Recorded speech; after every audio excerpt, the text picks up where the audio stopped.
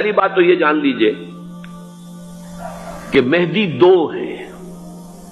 ایک شیعوں کے مہدی، ایک سنیوں کے مہدی، ان میں بڑا فرق ہے۔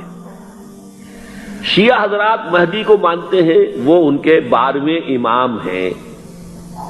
ان کے عقیدے کے مطابق انہیں پیدا ہونے کے فوراً بعد اس اندیشے سے کہ انہیں قتل کر دیا جائے گا ایک غار میں چھپا دیا گیا تھا۔ تقریباً 1200 برس سے وہ اس غار کے اندر ہیں، وہ روپوش ہیں، چھپے ہوئے ہیں، اسی لیے انہیں امام غائب کہا جاتا ہے، اور اب ان کا انتظار ہو رہا ہے، اس لیے انہیں امام منتظر بھی کہا جاتا ہے۔ اس لیے شیعوں کے دارالعلوم جو ہوتے ہیں دارالعلوم المنتظر، وہ اس لیے کہ ان کا انتظار کیا جا رہا ہے۔ تو یہ ہے، اب وہ ان کا خیال ہے کہ آخری دور میں، آخری زمانے میں وہ ظاہر ہو جائیں گے، غار سے نکل آئیں گے۔ دیکھیے، میں اس عقیدے کو اس بنا پر رد نہیں کرتا کہ یہ ناممکن ہے کہ کیسے کوئی شخص جو ہے 1200 برس تک کسی غار کے اندر زندہ رہ سکتا ہے، نہیں، میں سمجھتا ہوں ممکن ہے۔ 300 برس تک اصحاب کہف رہے کہ نہیں رہے؟ سوئے رہے۔ 300 ایئرس ہم مانتے ہیں۔ حضرت عیسیٰ اسی حیات عرضی کے ساتھ 2000 سال سے موجود ہیں آسمان پہ کہ نہیں ہے؟ آپ کو معلوم ہے حضرت عزیر 100 برس تک مرنے کے بعد دوبارہ زندہ کر دیے گئے۔ فَأَمَاتَهُ اللَّهُ مِئَةَ عَامٍ ثُمَّ بَعَثَهُ۔ تو ناممکنات میں سے کوئی سوال پیدا نہیں ہوتا، لیکن یہ کہ آیا کوئی امامت معصومہ کا تصور قرآن اور حدیث سے ہمیں ملتا ہے؟ پھر یہ کیا یہ موروثی امامت کہ حضرت علی کی نسل جو حضرت فاطمہ سے چلی ہے اسی میں یہ امامت ہوگی؟ اس کے لیے ہمارے پاس کوئی دلیل نہیں ہے، ہم اس کو تسلیم نہیں کرتے۔ ہم تو سمجھتے ہیں کہ معصومیت ختم ہو گئی محمد الرسول اللہ صلی اللہ علیہ وسلم پر، خاتم المعصومین ہے محمد الرسول اللہ۔ اب ان کے بعد تو اجتہاد ہے اور خلافت ہے، عام معاملات میں اجتہاد ہوگا، نظام خلافت کا ہوگا۔ تو ہمارے نزدیک جو میں جس مہدی کا نام لے رہا ہوں وہ مہدی ہیں جو ایک مجدد ہوں گے، جیسے کہ مجددین کے نام میں نے آپ کو گنوائے ہیں، مجدد الفسانی ہو، شاہ ولی اللہ ہو، سید احمد بریلوی ہو، شیخ الہند ہو، ایک ہوں گے انسان جو پیدا ہوں گے انسانوں کی طرح، عام طور پر اپنی عمر کو، پختگی کو پہنچیں گے، پھر وہ سامنے آئیں گے منظر پر، پھر وہ کام کریں گے، قیادت کریں گے، عرب میں ان کا ظہور ہوگا۔ دوسری بات یہ نوٹ کر لیجئے حضرت مہدی کے بارے میں، ہمارے ہاں احادیث کے جو مجموعے ہیں ان میں جو ٹاپ کے 2 مجموعے ہیں ان میں کہیں حضرت مہدی کا ذکر نہیں ہے،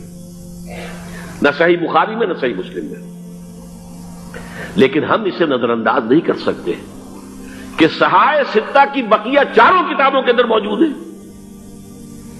لہذا نظر انداز نہیں کر سکتے، اگنور کرنا ممکن نہیں ہے۔ اب اس میں چاہتا ہوں کہ کچھ حدیثیں آپ کو میں سناؤں جن میں حضرت مہدی کا تذکرہ کیا گیا ہے۔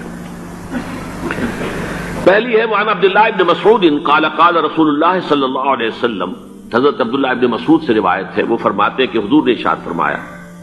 لا تذهب الدنيا حتى يملك العرب رجل من اہل بیتی، یہ دنیا ختم نہیں ہوگی جب تک کہ عرب پر میرے اہل بیت میں سے ایک شخص کی حکومت قائم نہ ہو۔